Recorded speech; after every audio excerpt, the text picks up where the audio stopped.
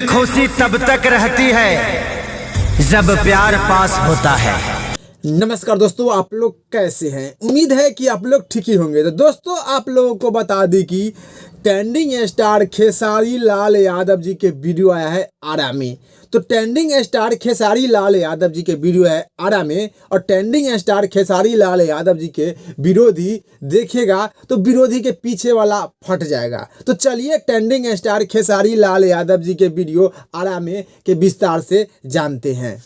चलो भाई देखो अब मैं क्या। खेसारी लाल यादव जी के गाना आरा में के लिखे हैं गोलू यादव जी और गाए हैं खेसारी लाल यादव जी और शिल्पी राय, जो कि आरा में गाना बहुत ही अच्छा, बहुत ही मस्त बा।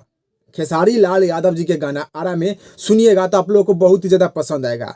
वीडियो देखिएगा तो वीडियो भी आप लोगों को बहुत ही ज़्यादा पसंद आएगा और बहुत ही ज़्यादा अच्छा लगेगा। तो खेसारी लाल यादव जी के वीडियो आया है आरा में, जो कि बहुत ही अच्छा, बहुत ही बेहतरीन बा।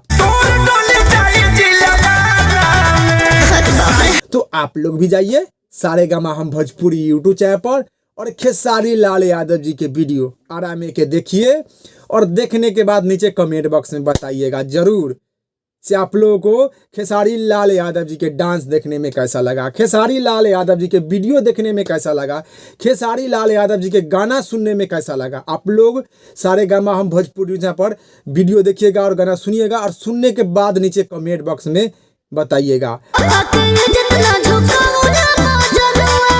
तो आरा में गाना के वीडियो क्वालिटी के बात करें तो वीडियो क्वालिटी A1 बा, बहुत ही अच्छा, बहुत ही बेहतरीन बा। गाना के कहानी भी बहुत ही अच्छा, बहुत ही बेहतरीन बा। तो खेसारी लाल यादव जी के वीडियो आरा में के 10 में से 10 नंबर दिया जाता है, 10 में से 10 नंबर दिया जाता है। चलिए इस वीडियो में इतने, फिर मिलेंगे अगले वीडियो में। Bye bye, Tata.